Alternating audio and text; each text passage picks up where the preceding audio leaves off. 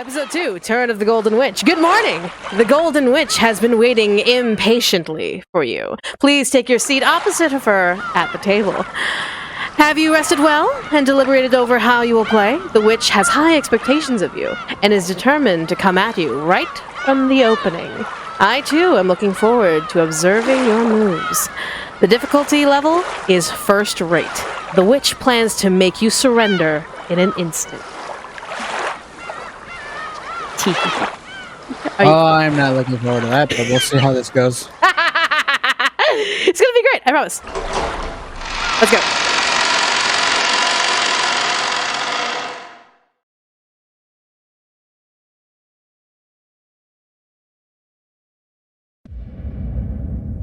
This story is undoubtedly nothing more than fantasy. It could not have possibly have any relations with real persons, organizations, places, or events. Bullshit, I'm gonna find the real connection to this and then sue. Anyways. Look! George-sama! They're so cute! Look, look! Shannon found a pair of hammerhead sharks playfully swimming in the tank. What? And made a fuss like a grade schooler seeing an aquarium for the first time. Yeah, they're really cute. I almost want to eat them. What the fuck, George? I feel so sorry for them. Did you know? I heard that the only people in the world who come to an aquarium and say that the fish looks delicious are the Japanese. Is that so? That sounds vaguely racist. Vaguely.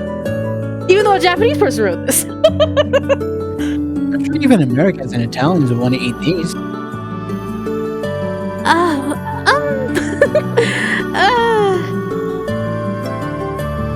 Those clothes look good on you. Really? Shannon embraced her chest with both hands in embarrassment. She apparently felt like she was being made fun of for wearing these clothes that she wasn't used to.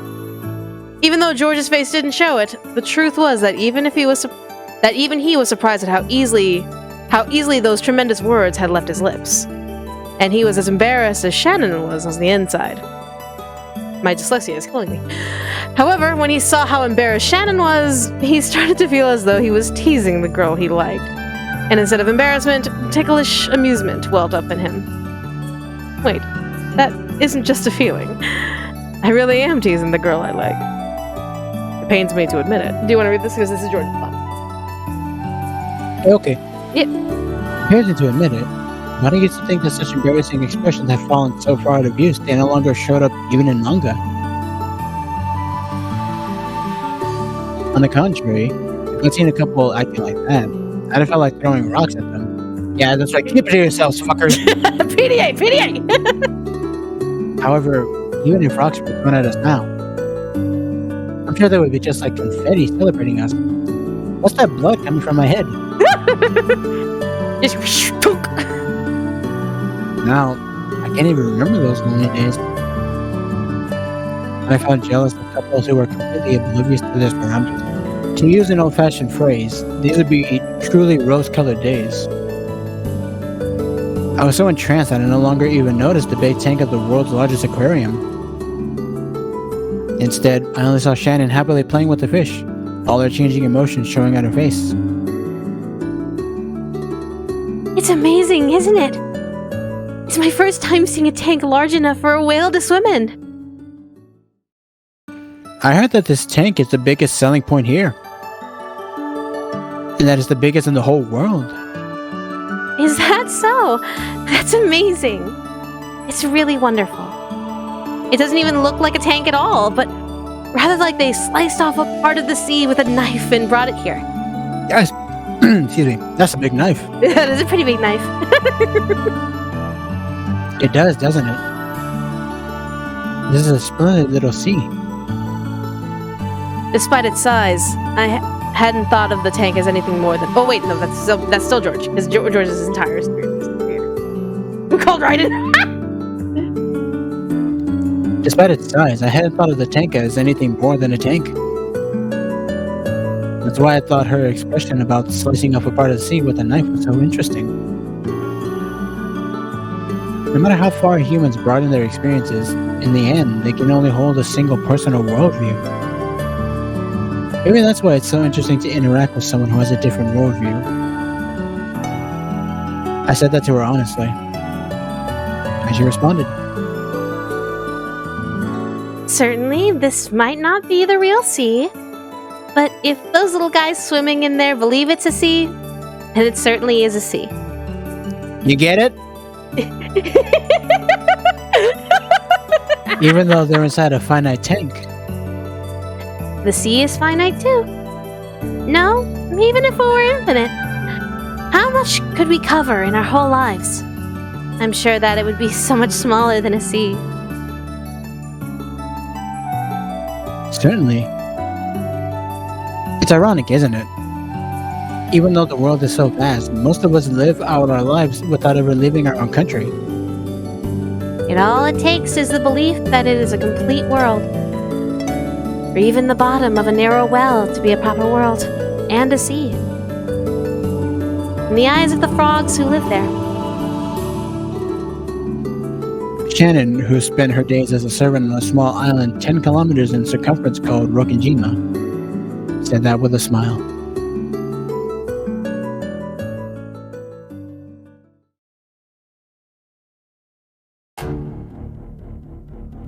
Turn of the Golden Witch. Well, hurry up, I want it to be my turn, goddammit.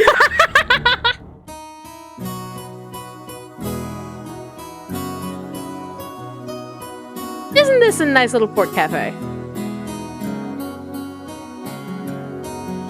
After we finished walking through the whole aquarium, we had a slightly late afternoon lunch at a restaurant with a nice view.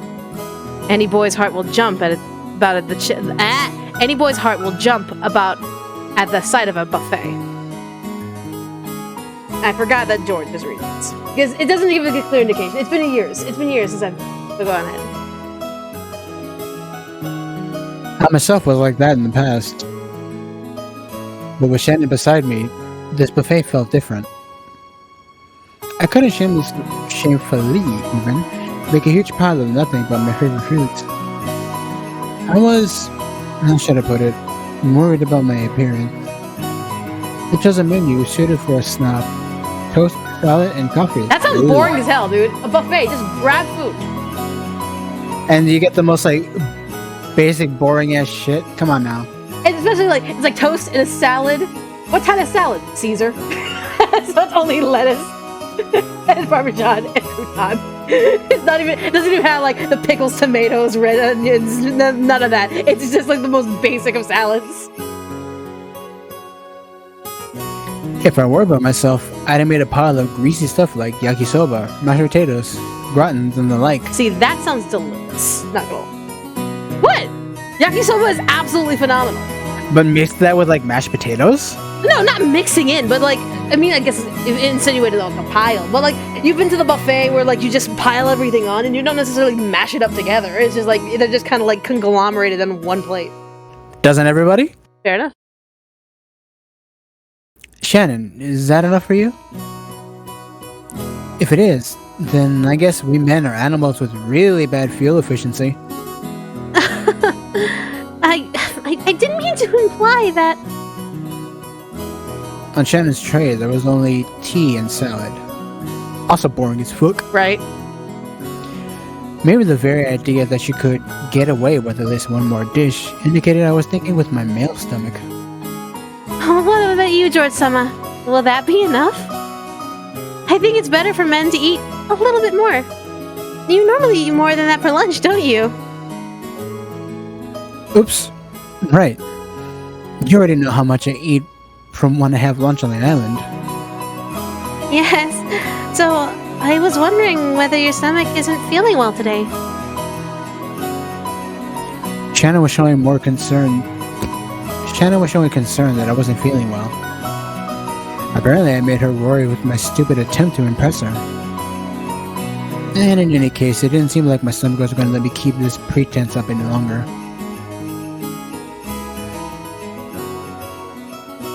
Yeah. I'll confess already. I was just trying to look cool. I just held back because I was with a girl. I thought so. Considering how much you eat during lunch at the family conferences, I thought that this wasn't nearly enough. Why do I feel like I'm being called out for my habits? No! Everyone's habits when you go to a buffet is absolutely valid. Just saying. Because a buffet is not meant to be like, you have to eat this, this, and that. It's eat what you want and enjoy the stuff that you eat. The only thing that would absolutely, like, side-eye is if you grab, like, a mountain of food and you eat, like, one thing off of it and you're like, I'm full, leaving the rest of it to waste. That's the one thing I will side-eye. Because I'm just kind of like, you have a buffet, you can pick and choose what you eat, and you're going to sit there and tell me after one sugar donut, you're not going to eat the rest of the food on your plate. What the fuck? Please, don't be so reserved, and feel free to go and choose another dish. This isn't fair. All the embarrassment is on me. What about you then, Shannon? Do you always manage your work for the Shiromiya family while eating so little?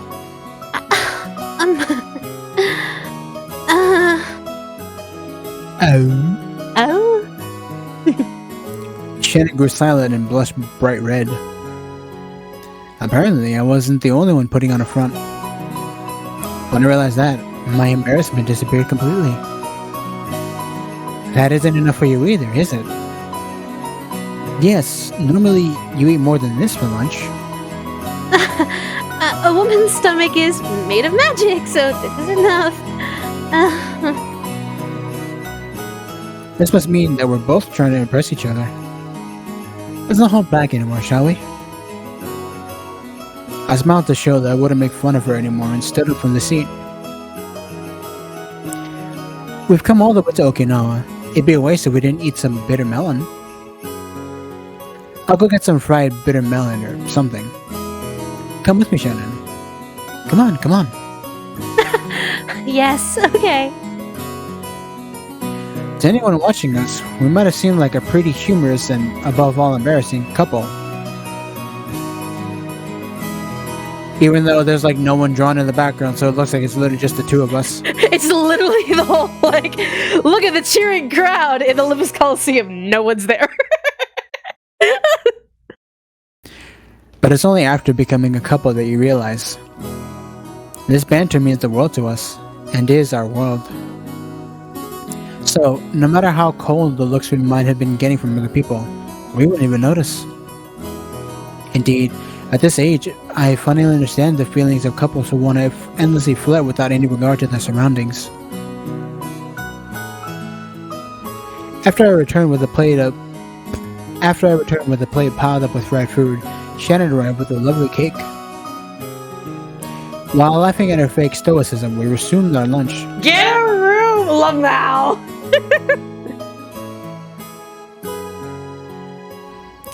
It's a shame that it's so cloudy, considering this restaurant has such a view of the sea. Our window seats, which we were lucky to get, showed a seaside scenery so grandiose that it didn't even fit entirely within our field of vision. However, because of the cloudy sky, it was a far cry from its normal beauty. Yes, it is. If it had been clear, we would have seen quite the deep blue sea. You can read my mind? What? Yes. I imagine you're used to seeing the sea in Rokujima, but the sea here surely would have been an exceptional blue. It's a real shame. But no matter how blue it is, the sea I see during work might as well be gray. But today I'm not working, so, I mean... Apparently, Shannon was doing her best to say an embarrassing line. But I agreed harshly. So close. If only you'd said, when I look at it with you, even the grayest sea looks deep blue. I'd have given you full marks and a reward. I'm sorry. Want to hear what the reward would have been?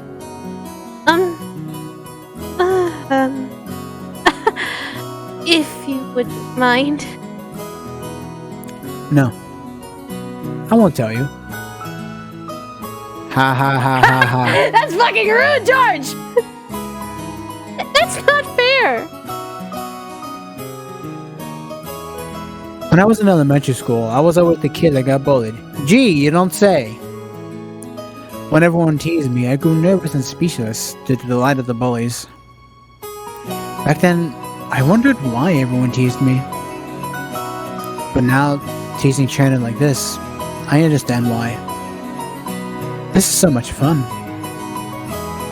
Wow, what a dickhead.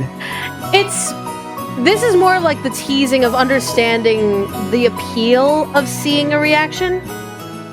He's not doing it to like be an aggressive bully to her, but more of just, how the fuck you tease me sometimes? How the fuck is just kind of like, I like seeing you stammer and stutter and blush and all that stuff because I have control over that. I made you feel that way. It's kind of that level of like bullying. You motherfucker have the same mentality, so don't be like, damn George, that's ruthless when you do that shit! No, I don't. Yeah, you fucking shut the fuck up. I can play with her emotions however I please, and I can have them all to myself. Right now, I can't think of any higher pleasure, which is exactly why I have to treat her lightly. I don't want her to get embarrassed and have a bad time, so I decided to end the topic there and then. It's not good to be too persistent. When you finish your lunch, do you want to take a walk on the beach? Perhaps the clouds will clear up and we'll be able to see the picturesque sea. That's a nice idea. I'd like to do that. Okay, that's what we'll do. But that looks like a really delicious cake. I wonder if I should get one like that too. You mustn't! If you eat cake after already eating so much, you will get fat! Hideyoshi's blood seems to run pretty thick in you, George-sama, so if you don't take care, you will get chubby. So, Shannon, would you stop liking me if I got fat? I want to stop liking you if you did. I didn't mean it that way. I meant, if you don't take good care of your body, your health will...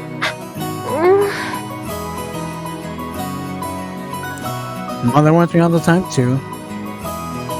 Maybe I also need to take up Tai Chi Chuan? Tai Chi Chuan? Yeah.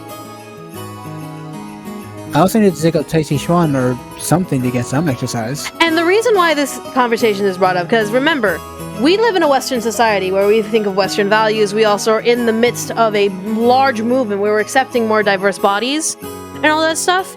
But in Japan and a lot of Asian cultures, especially back in 1980s, health was still a very big thing. Like Asian cultures are considered one of the more healthier cultures, and so they're very cognizant of what they eat and are only more influenced by Western cultures as treats and extra frivolities, if anything. And they know that if you get into too much, you will become more likely of a health risk. So they're a little more health conscious than that. So that's not defending Shannon. It's just more explaining as to why this is said so casually, rather than like now in 2023 we're just gonna like, hey, fuck off, eat what you want, as long as you don't like drown yourself in Coca-Cola and cake, then you're fine. If you want to lose weight, it's best to start by reconsidering your eating habits instead of doing intense exercise. The exercise has to come on top of that, or you won't get any results, I hear. In other words, you're telling me not to eat cake, right? Then I guess I'll just have to gaze at you while you stuff your cheeks with that cake, Shannon.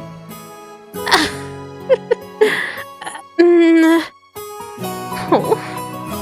Maybe one whole cake is too much. But maybe just half of one would be alright. Here. Really delicious. Shannon cut her own cake and tried to move half to my salad plate. I had no doubt that she wanted to share the flavor of the delicious cake with me. Even so, I deliberately and meanly pulled my plate away from her. I mean, George can't share his cake. What the fuck? Get you! She blinked her eyes in surprise. She couldn't seem to figure out if that was a refusal of the cake or not. So I winked, opened my mouth and said, "Ah." This is what you wanted from the beginning, isn't it? Gosh, such a pampered child, George-sama. Okay, say ah. While still wearing an embarrassed, exasperated face, Shannon offered the cake to me with a fork.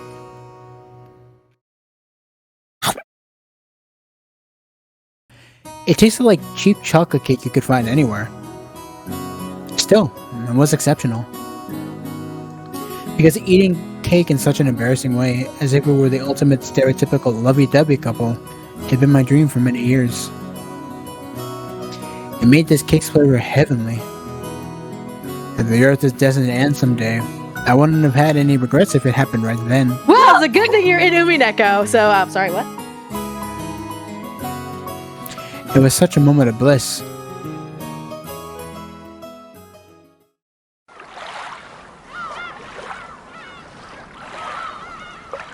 Retro, that is a conversation between me and my husband. Up there. Moving on. After that, we gathered shells, ran through the waves, and enjoyed each other's company while walking along the beach. In the end, the clouds never parted. However, we both believed that our eyes were still reflecting a deep blue sea. Somehow, I'm so happy. It makes me scared.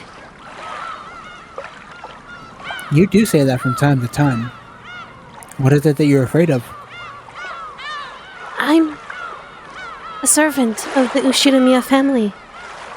For someone like me to be here together with a member of the Ushiramiya family,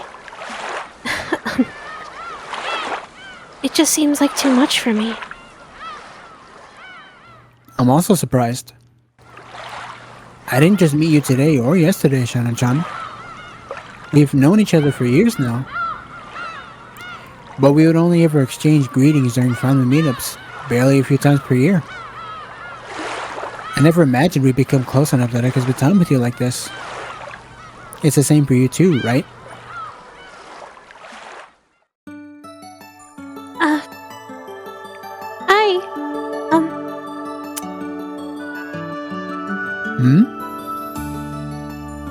I did imagine.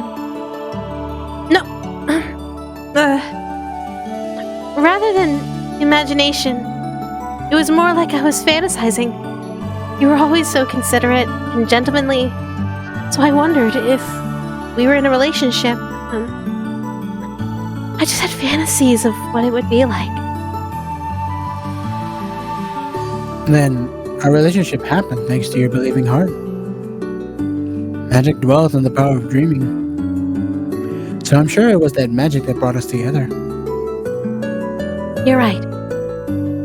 I really think that it truly was magic. But, you know, that's not quite right. Every time we met, I saw you as more and more beautiful, and you grew to occupy a large space in my heart. If the same thing happened to you, then the fact that we're here today is simply an inevitable consequence, rather than something caused by a magic or miracle. No. A miracle did happen, George-sama. 1 second, switching headphones. No, you're all good. Just switching your headphones to, like, for comfort. Yeah. Whatever you need to do. While Bryan switches, I'll go and take over. She stopped at the water's edge and gazed beyond the sea. A miracle? No. Magic. It happened. I was bewildered by that slightly mysterious expression, which I sometimes heard her use. Magic, you say? Yes, magic. You probably won't believe me even if I say it, so I won't. But that magic definitely had the power to grant the miracle which brought you and me together. You mean, like a lucky chance to make your wish come true? Perhaps. Maybe it was something like that. Except that it wasn't pretend. It really was real magic.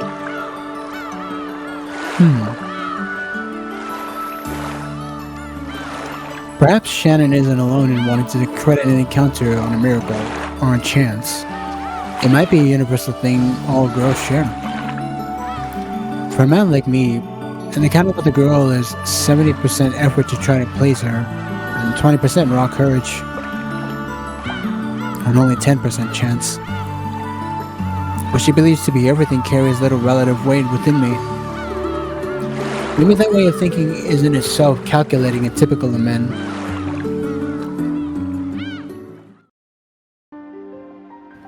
But were I to express that in words, any kind of magic would be broken. I do think that to become this close has taken many fortuities, concessions, and great efforts from us both. We have this private time together now only as a result of all those things put together. And if she wants to call that magic, that isn't strange in the slightest. That's why I answered her the way I did. Yes. If the same fate were repeated 100 times, you and I might have gotten into a relationship like this only once.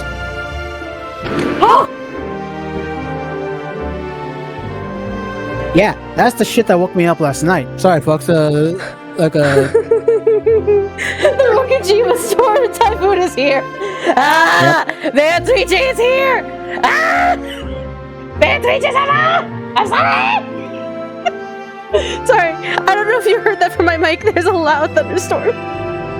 So, if the stream manages to pop out for some unknown reason, know that we're in the middle of a storm that just randomly popped up. Stay away from the golden butterflies? Absolutely. Beatrice is hunting for us now. No! Anyway, our distant informal connection could have continued right up to now, even as they both remained conscious of each other. From the perspective of those otherworldly selves, we are undoubtedly in a miraculous relationship. It's not like that. It really is magic. Perhaps this is something that men will never believe, no matter how often you tell them. You get it? Kanan-kun didn't believe me at all either. I believe you. Because I wouldn't want to break the magic by not believing in it. George-sama. Sorry, I'm just... The storm's got me a little hyped up. Sorry, my bad. In a small voice, I apologize for making light of her magic. Those words seemed to make Shannon a lot happier. After all, if a pair of people believes in the magic of love, it becomes eternal. I don't get it, Bryan. Emphasize it even more. Do you get it? I don't know. Oh, that's right. I have a request if you'd be willing to indulge me. Yes? What is it? You know how you call me George-sama? It's not that I dislike it, but would you not call me that anymore? Of course, you have to keep up your appearance with the Ushirobe family, so I won't force you to do this during your everyday routine of Rokenjima. But when we're alone, I'd rather you didn't call me that. Yeah, let's create that rule. A rule? What would happen if I broke it? If I said what it would be, that would cause this stream to be banned. Good point. Maybe rule violations do need to have some kind of penalty attached. What should it be? Want to hear? No, I don't want to hear. Ha. I'll have to think about what it should be. Yes. George. Son. Yeah. That sounds wonderful, doesn't it? I'm so happy, Shannon. I have the name Sayo as well. Right. Rules must be fair. I'll abide by that too, and from now on, I'll call you Sayo. Alright? Sayo? Yes. I put my arm around her shoulder and held her close. Her delicate body was pulled irresistibly towards me, and she looked into my chest like a doll. As I held her head in my arms, we looked at the horizon together. What a deep blue sea. I'm so happy that we were able to see it together. Me too. It makes me very happy that I could look at such a deep blue sea with you. As we gazed at the gray sea and a light rain began to sprinkle down, we kept listening to each other's heartbeats. Pillow, please! What the fuck?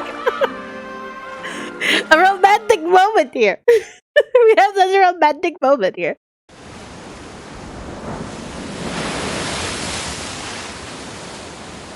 The sound of waves soaked into my ears. This one I have to, because this is not George anymore. I'm pretty sure this isn't George anymore. But, sound of waves soaked into my ears. No. This is the sound of raging waves.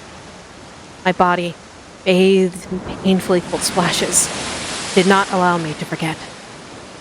The memory of the day when my old fate was broken and smashed. In the past, tomorrow had literally been like a mirror to me. All I could see in it was the same me that existed today. My tomorrow would never be any different from my today. That was my old fate. But at that moment, for the first time, I saw a different fate beyond the mirror. The witch whispered. She tempted me to take a bite out of the fruit of knowledge. She tormented me, saying that as long as I stayed in the paradise of God, I would remain furniture. And so I learned of love, and decided to choose to become a person. Those days were like sweetly melting honey. But then, I hadn't realized that they were the beginning of days filled with a new kind of suffering. Taking a motorboat that I had just been told about, I made my way to this islet. No, I couldn't possibly call it an islet. It'd really be more appropriate to call it a reef. It had a torii and a small shrine for the local deity. It was probably built to worship the guardian deity of Rokanjima. Even though I didn't know the exact meaning, I understood that it had a holy significance.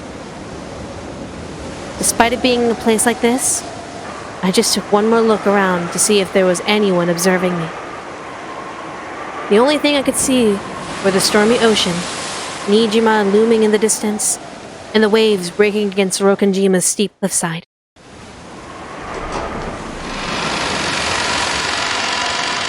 I readied myself, timidly approaching the small shrine, and took up the mirror that had been placed there.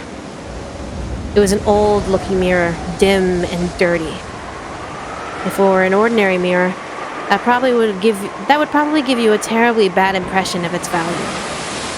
However, since the mirror had been offered in this small shrine, that quality made me feel some kind of divinity from it. And I realized this was not merely a mirror. Even if it was nothing more than an old-looking mirror to a non-believer like myself, in actuality, it was a mirror that had an important meaning. Meaning, you would say. Is it really alright to break it after being captivated by honey words? No. This is no mirror. It is the inescapable life I have lived until today. My fate. Break it. And seize the life from beyond the mirror. If I don't break it, my life will forever be a pair of facing mirrors. Nothing will ever change in the slightest. The witch whispers. She tempts me to take a bite out of the fruit of knowledge. Or maybe I already have had a taste of that fruit, because I ended up knowing those maddening emotions. Just as Adam and Eve felt compelled to pluck at the fig leaf, I can no longer go without breaking this mirror. I fought with conflict for so many days. Inside my heart, the virtuous part of me and the part that sided with the witch repeatedly fought with each other. And now, here I am. Did the part of me who is here win or lose? There's only one thing I know. To obtain something, you must be ready to lose something. God damn it, it's Castle Oblivion all over again. The cowards who don't risk loss and never try to change anything will never be given the key to open the path to a new future. The key is already in my hands. It is to break this. To break it. Is there any other effort I can make as furniture imprisoned on Rokenjima? No. There is nothing but this. Come. Have courage. I'll free myself from being mere furniture. And I'll accept my new sufferings and become human. These are surely the small and large trials I must impose on myself. Now, break it. Break the eternally unchangeable fate that imprisons me into pieces. I raised it high, but back on all those days of conflict. And after a time far too brief to do them justice, I finished my reflections and threw it.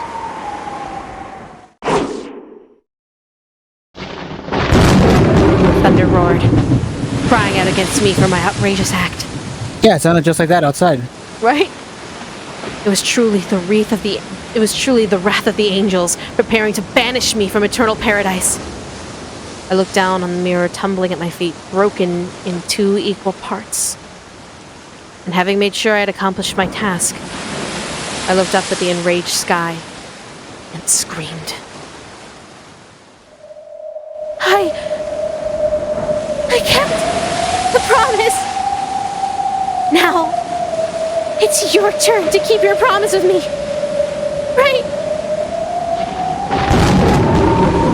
The thunder roared once more. I had already been banished from paradise. So, I would have to struggle by myself in order to live. The witch had said it. That's the single element of the world. To lose it means to lose the world. Like how a flask with a hole in the bottom can't be filled, no matter how much water you scoop into it. I kept the promise. Now it's your turn to keep your promise. Please, grant my wish. Beatrice-sama!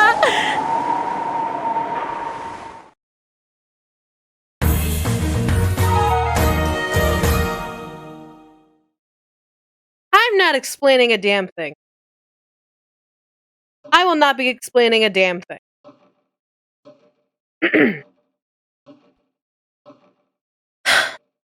My mind wandered. Back to the days where I could barely imagine the happiness I have today. I was a middle schooler at the time.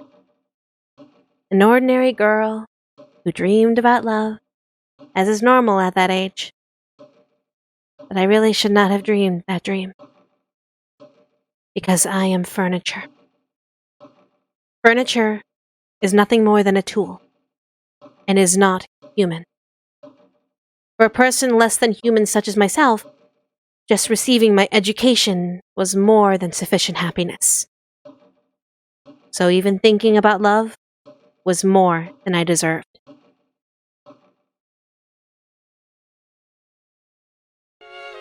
The Umineko Family Conference was a customary event held every October, but relatives would occasionally visit at other times as well.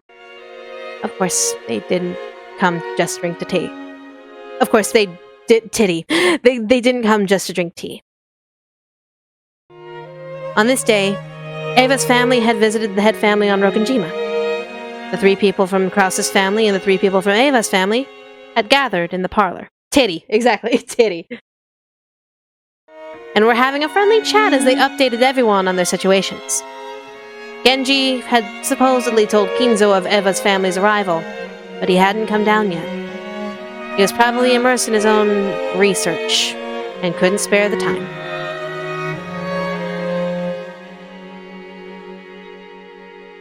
This happened often, so the others waited. Oh, hello! Hello, my baby girl! I have a baby girl. Oh my... I am doing this. This happened often, so the others waited patiently for their fickle father to come down. Oh. That does sound promising. Study a lot at your father's, and do your best to be able to help him soon. Thank you very much. The mentor his father had introduced me to are providing me truly valuable study. Everything I learn is something that can't be learned in school, like taxes, or how to file insurance, or any other fucking useful skill in life that doesn't involve the goddamn quadratic formula. You're going to learn about the Pythagorean theorem, and you're going to like it! Oh, y'all ready for this again? Oh my god, I'm not, but go for it. It's not a language or math you learn in school. What you study is the attitude to have towards studying. I say studying.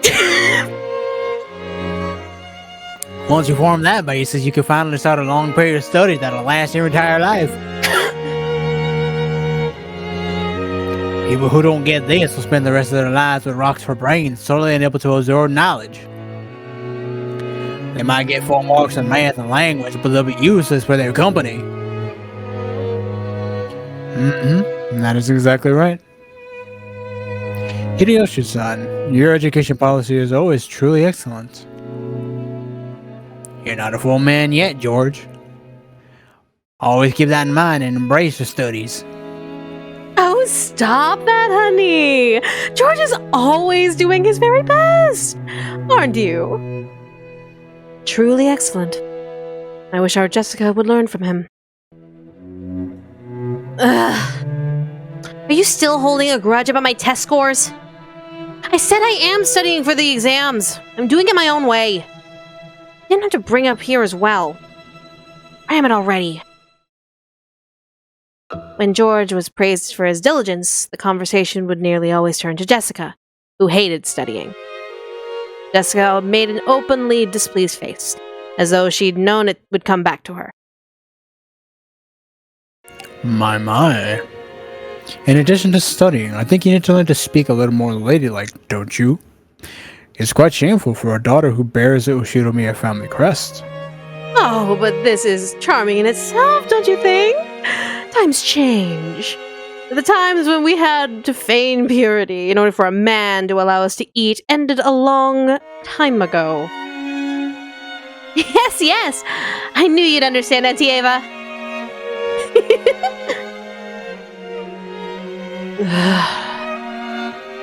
My headache is truly trying today. Are you alright? Aunt Natsu, your face looks off-color. Thank you. I am alright. But time really has flown. It feels like just yesterday when you would run around half-naked by the beach and come back soaked. Wasn't Jessica-chan the same? And now she's a lady who fusses over how to put on makeup. You really are particular about your eyebrows. You look really cute today. Even though it looks about as long as a fucking pencil line. It's literally just like... Okay,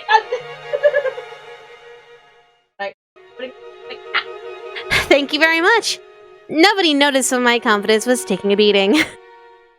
A full smile rose to Jessica's face as the results of her own studies were finally noticed. Eva smiled back just as widely.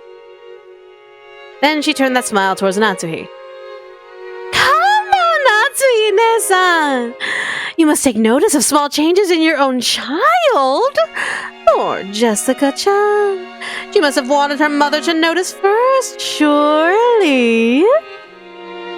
It's fine. She never notices anything like that. Jessica, I do not think much of you calling your mother she. Apologize. Later, I will speak to you at length about your language. If you've had enough of the annoying little kid, just say so next time. I'm getting out of here. This room is getting stuffy. Jessica! Jessica was still at that unpredictable age with exams right around the corner. Recently, she had clashed often with her mother, who was enthusiastic about her education. Excuse me. Yeah! Jessica, making to leave the parlor in a bad mood, and Shannon, pushing a serving cart loaded with tea, bumped into each other. Shannon, don't bother with my tea. I'm just going to wander around the garden. Milady. Milady? Shannon, the tea is getting cold. Serve it quickly. She just got here. My apologies. Shannon actually hadn't done anything wrong. But Natsuhi, who felt like some shame to herself had been shown, lashed out at her emotionally. The bitch? This was something that often happened in the Ushidamiya family. But it seemed that Shannon wasn't strong-willed enough to accept it that way. She shrunk back, and nervously prepared the black tea. She had the unfortunate habit of making more mistakes when she felt intimidated. Her pitiful appearance dispersed the peaceful atmosphere that had been there until just a moment ago. This wasn't really Shannon's fault, but she thought she might be the source, and felt a pressure on her chest. Her shaking fingers made the porcelain shatter and clatter, and you couldn't have called it graceful, not even as an empty compliment. The more pitiful everyone thought it was, the greater the silence grew. The more irritated Natsuhi looked, and the more Shannon cowered. Shannon's thin neck felt like it was being choked and suffocated by the death god called tension. Then, George spoke cheerfully, as if to blow away the stiff atmosphere. That's a nice smell. What kind of tea is it? This is... No, don't say it. I'll guess. It's a very distinctive smell, so I probably know it. Is it Earl Grey? I think it probably is. It probably is Earl Grey. When you get back to the kitchen, check the can. Oh. George Kuhn, are you knowledgeable about black tea? Joke's on you, it's boba. I thought it was titty. Fuck! I'm currently in the service of a company president who knows a lot about black tea.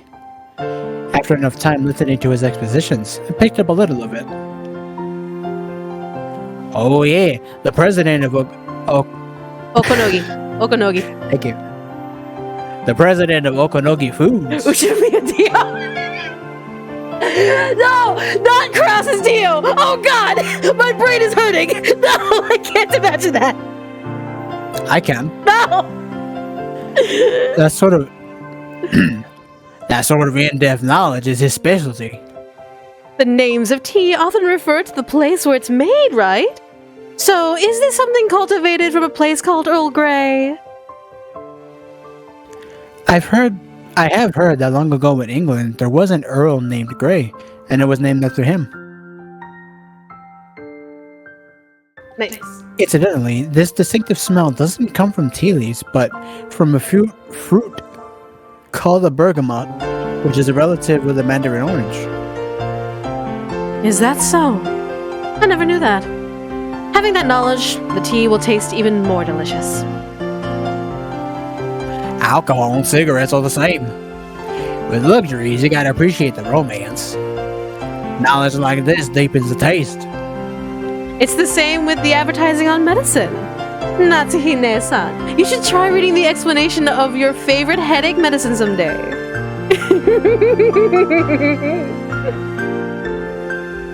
Ha ha ha ha ha.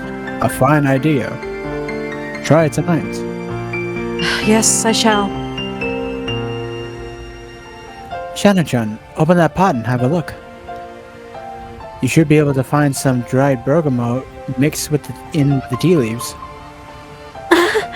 Yes, it is in there. Something like dried orange peel is mixed in. Yep. That's probably bergamot. The main ingredient in Earl Grey's scent. The scent is vivid, so it gives the impression of having a sharp taste, but it's a docile taste that's easy to drink. It might be lovely to make it with milk. The scent should become more mild. Yeah, a lot of milk teas actually have a black tea base, so it makes a lot of sense. If there's anything left in the pot after you pour it for everyone, you really should make a milk tea out of it and try it out. Ah! Yes! Thank you very much. George gave her a small wink. Shannon finally realized that George had been doing her a favor by calming down the atmosphere in the room, and that he'd been doing it for her sake, as she had lost her self-confidence. The Ushidamiya family did not pamper their servants. If there was any awkwardness, they would be harshly punished. So it didn't often happen that they were given a helping hand like this. Thanks to George's concern, Shannon was somehow able to get a hold of herself and finish serving everything safely. If she was calm when she worked, she could easily carry out her tasks elegantly and flawlessly. By the time the black tea was laid out on the table and the elegant scent drifted around, the room was completely back to how it had been, in a peaceful mood as everyone praised George's knowledge. Shannon wanted to thank him for saving her, but it didn't like she would get the chance. So she at least thanked him inside her heart, praying to God that George would hear it, and pushed the serving cart away.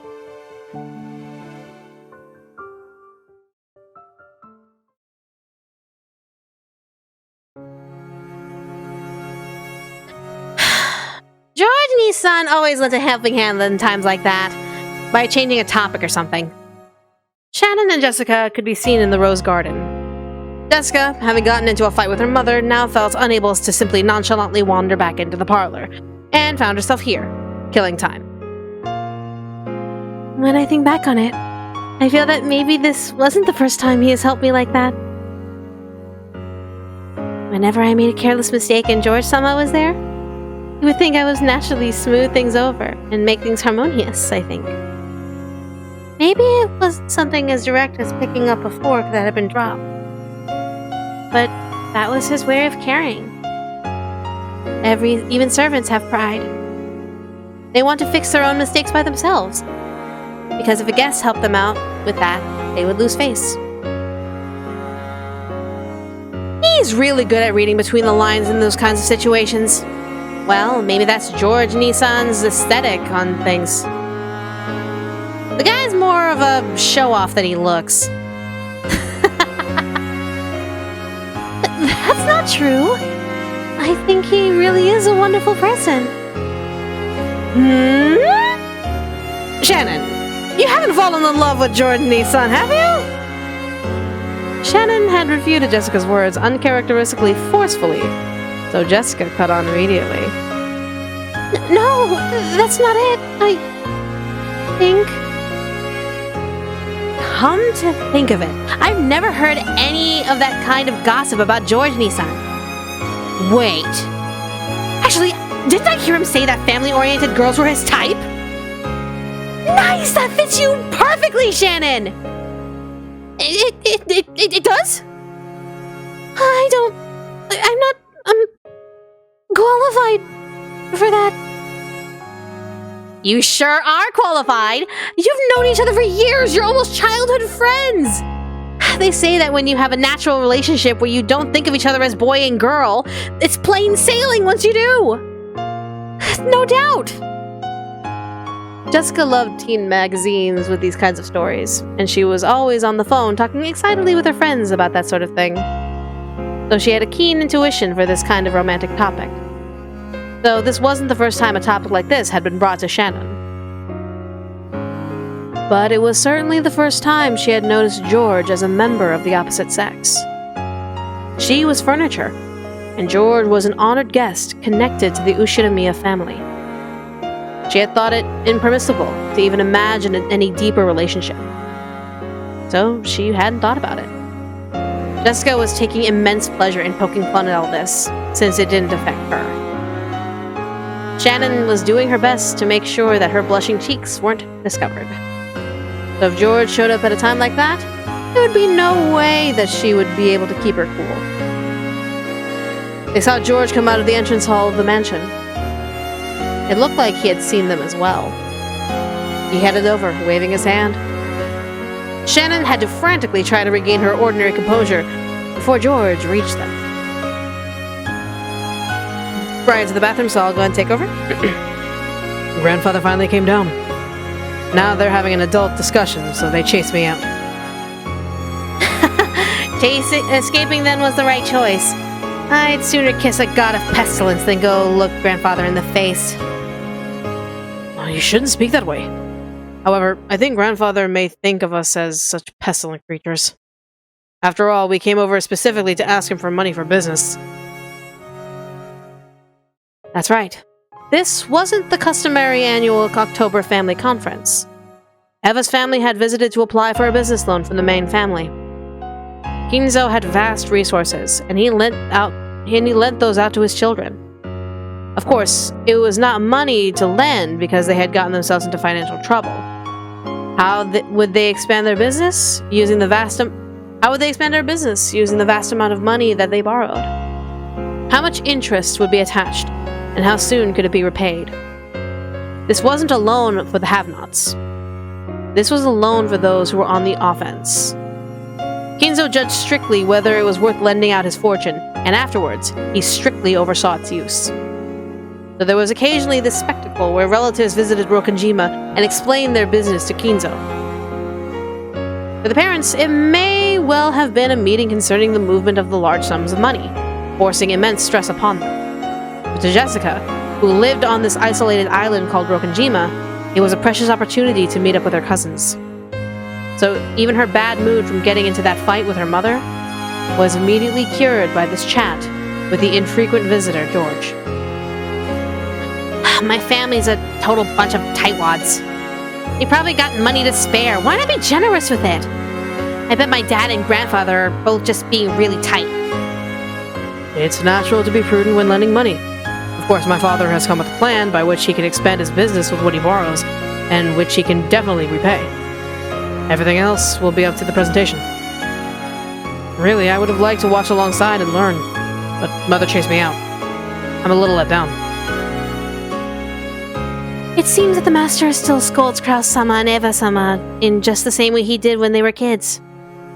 I'm sure she didn't want to show that to you, her son.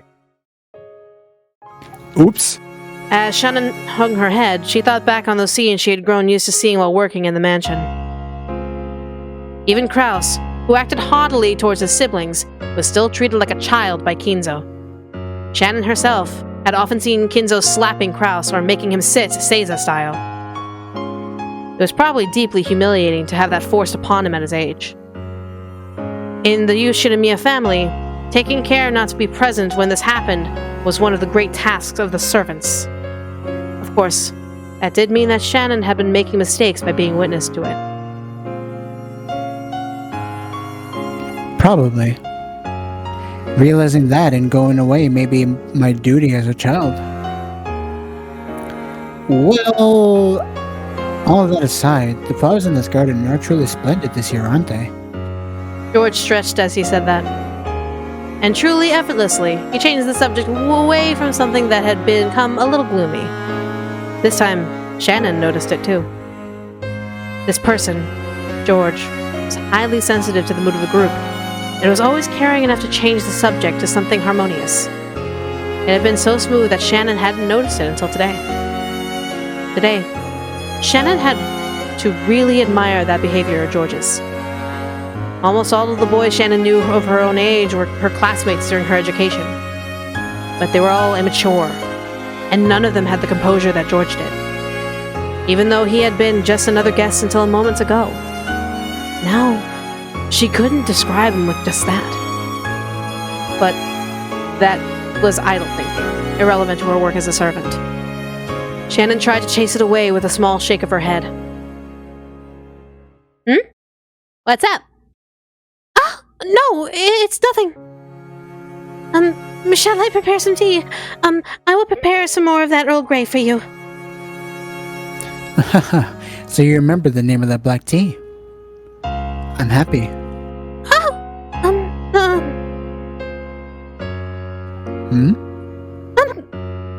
Thank you for your concern back then.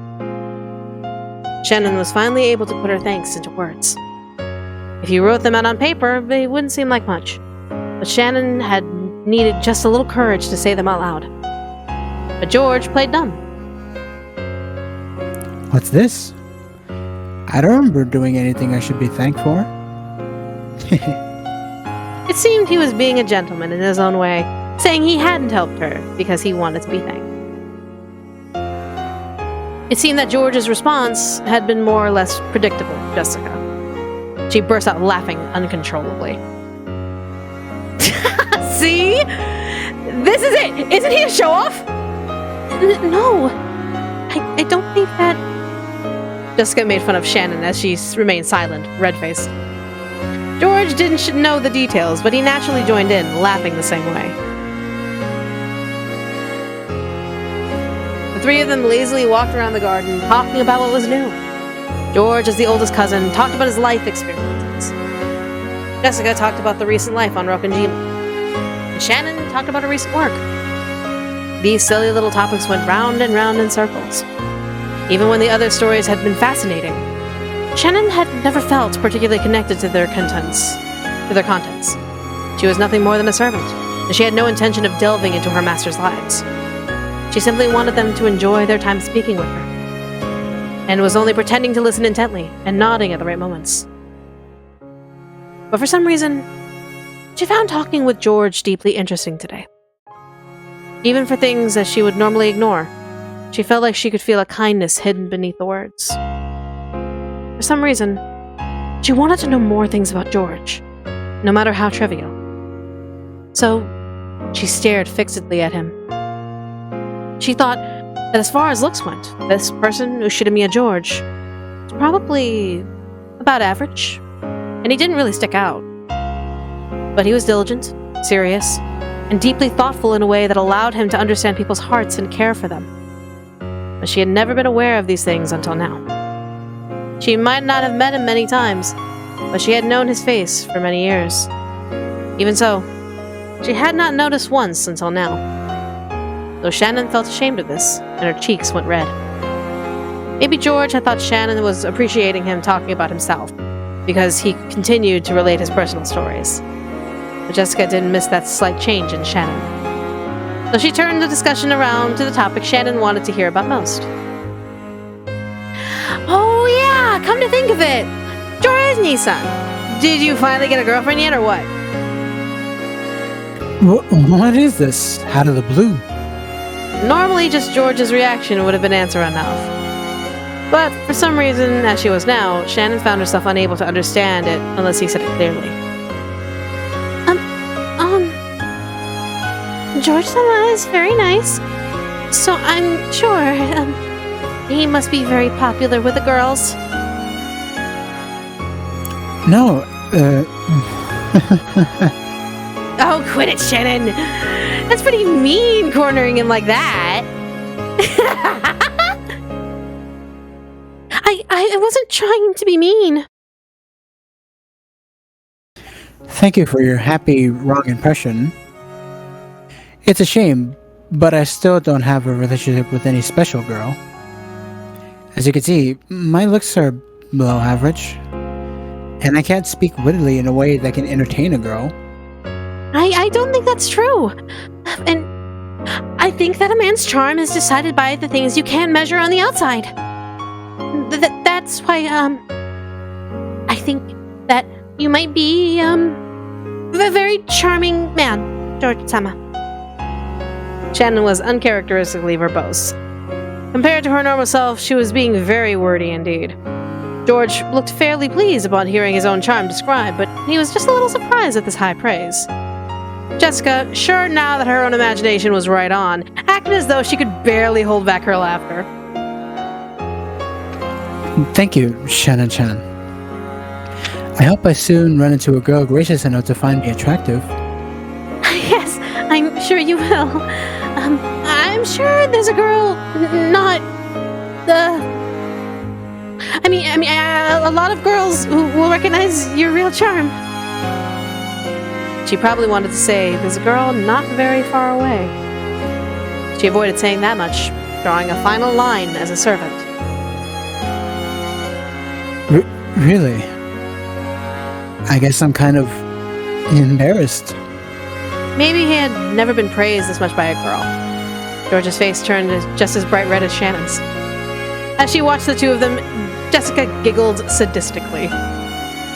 Well, I'm sure you'll eventually find a wonderful partner, George-Nissan. But I don't think you'll be able to escort your partner as you are now, right? Your brainlessness may be a diligent... Your braininess might be a diligent worker, but it looks like you're totally clueless when it comes to that aspect of your studies. Excuse me for being ignorant. I'll start studying that bit by bit. How would you do that by yourself? Are you gonna watch movies about love? Maybe. Learn from Uncle Hideyoshi?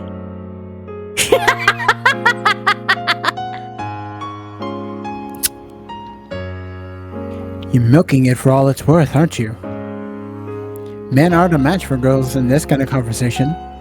Normally when George and Jessica got together, their parents would say George is diligent and admirable, and Jessica is lazy and rude.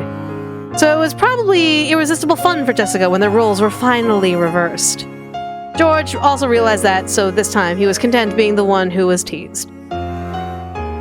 Then, George-Nissan, as long as you're okay with it, why not practice a bit with Shannon? Keep Shannon entertained all day long on a date. What do you think? What are you... milady? When she heard Jessica's audacious plan, Shannon's face turned bright red, and a donut of smoke rose from it with a poof.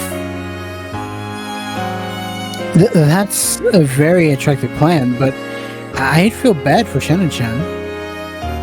I wouldn't just be wasting her precious day off. I'd also be butting in on the ideal moment when she'd be able to be alone with someone she really has feelings for. I couldn't do something so boorish.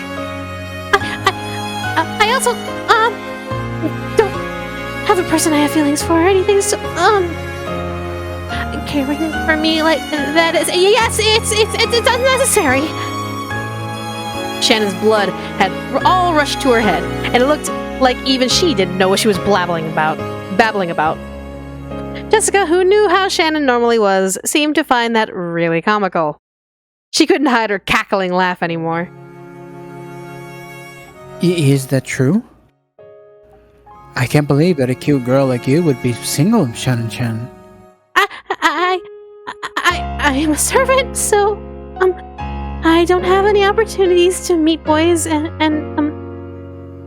Which means that in the future, if Shannon's gonna have any chance of getting herself a wonderful guy, she needs practice with relationships, right? So you each want the same thing. Alright, that'll work out nice. Jessica irresponsibly cheered the two of them on. Now George was also hanging his head, red-faced. George, I've been calling for you. Couldn't you hear me? Since Ava appeared in what was already an embarrassing situation, both of them became even more flustered. Jessica was in stitches. Mother? Sorry, our conversation got complicated. I didn't notice. Oh, Ava-sama, my deepest apologies. It sounds like you young kids were getting really excited. You're all about that age. I remember well what it's like. You must have no end of things like that to talk about. Come on, Auntie Ava. You're still in your prime. Please tell us how you and Uncle Hideyoshi met. My, there's no way I could tell you that. You're all so young. So what is it, Mother? You called because you wanted something, right? Your father and the rest have finished talking. We're going to talk to Grandfather about you, so come on. About me? What could that be? The same topic you all were just having. Remember that topic? Oh, that topic. So that isn't really something we need to talk to Grandfather about, is it? What are you talking about? Wait, Georgie-san, you aren't getting married to someone? Congratulations? No. Didn't I just say I don't have a special woman?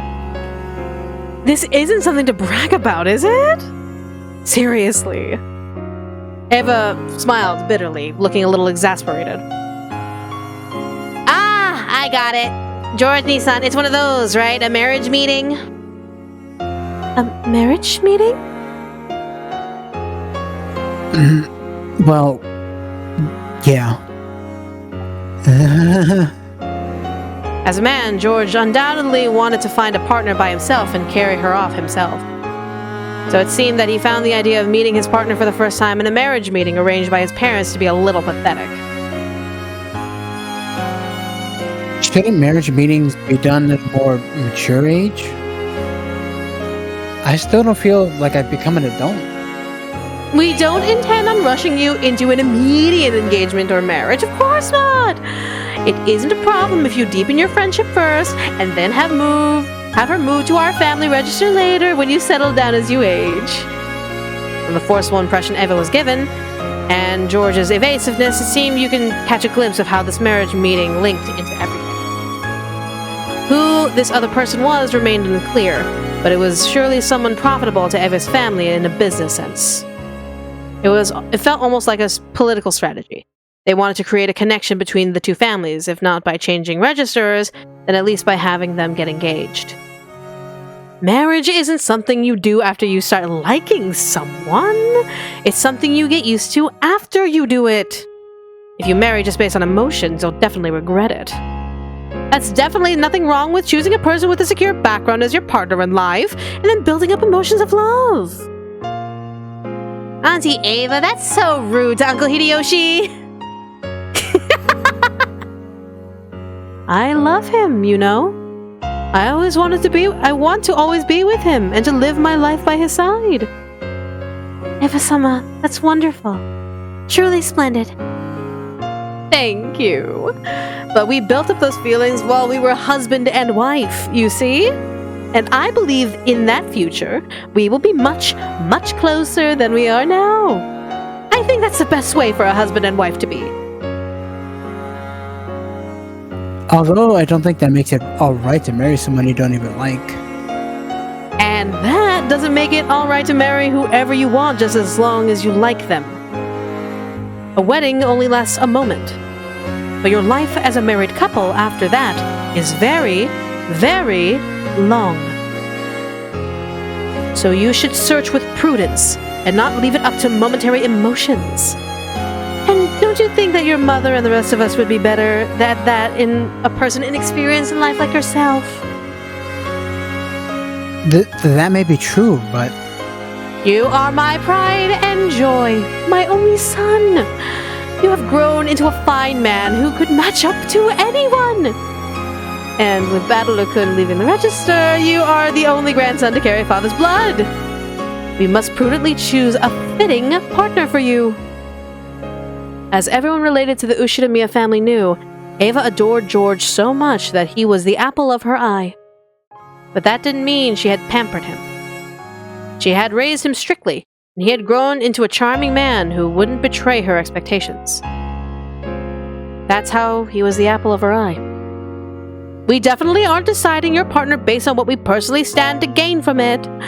I will introduce you to a truly wonderful woman who's right for you. Right now, you may still have some immature youth inside of you that's turning you away from this. But at least listen to what your mother says on this point. Have I ever failed to think about what's best for you? Moonlight, for me to explain, this is before the annual meeting. This is not during the annual meeting in October is later in the story. We have gone very far back in time to establish what's going on in these relationships before the events of Rokanjima. Because we only got to see Battler meeting his family at the airport and then going to Rokanjima. We are now seeing who these people actually are, starting with Ava's family as well as Krause's family and the servants. So yeah. No, you haven't. That's all you need to think of for now. Come on now, let's go. We're keeping father waiting. Hurry up to the mansion. Well, I'm sorry, you two. See you later. George bowed to the two of them. After bowing once more to Shannon, he dashed off to the mansion. I'll be going as well then. Sorry for cutting your fun conversation short, Jessica-chan. Shannon-chan. Oh, no. Please don't worry about it. Come on, Shannon. Let's go. Yes. It's all right. I'm sure you'll meet someone wonderful soon too, Jessica-chan. A wonderful person suitable for you. I know this is the past, even though Battler wants to live his life. Why would he be cut off from the registry? Because in his anger at his father's infidelity, he cast off the Ushidamiya name. You can actually do that. And so technically, Battler is off the register at this point in time. He only comes back because his grandparents can't take care of him anymore. So he comes back because he needs that parental support, and thus becomes an Ushidamiya again. Yeah. So if he's at the same level as me, you mean a guy with bad grades?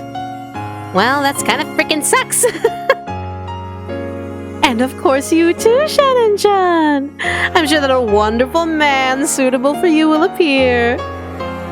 Yes! Thank you very much. As Eva giggled and smiled, she approached Shannon's ear with a hand over her mouth as if she was trying to tell her a secret. Huh? I'm sure you'll find a perfect match for a lowly servant like yourself. I fucking knew it was gonna be a backhanded compliment. Have you forgotten to be grateful for your schooling?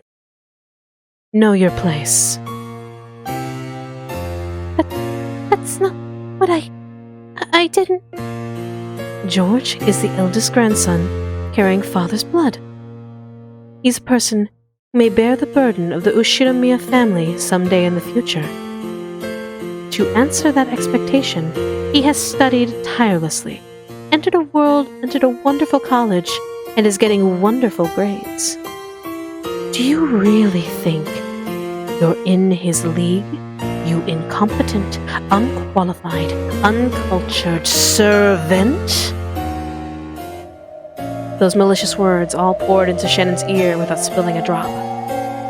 To Shannon, it was like cold water was being poured in there. I didn't mean... This was all whispered in secret, and with the same smile as before.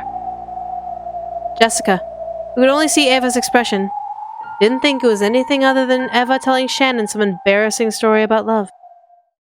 When their secret conversation ended, Eva patted Shannon's shoulders as though to underscore her message. Don't worry. I'm sure you'll find a partner that's just perfect for you. Right? All right, Jessica-chan. See you later. Yeah, see you later. And then please tell me some stories about you and Uncle Hideyoshi. No way! Eva laughed dryly and headed back to the entrance hall. Behind Jessica, who was cheerfully waving her hand, Shannon reflected very, very deeply on those words of Eva's about knowing her place.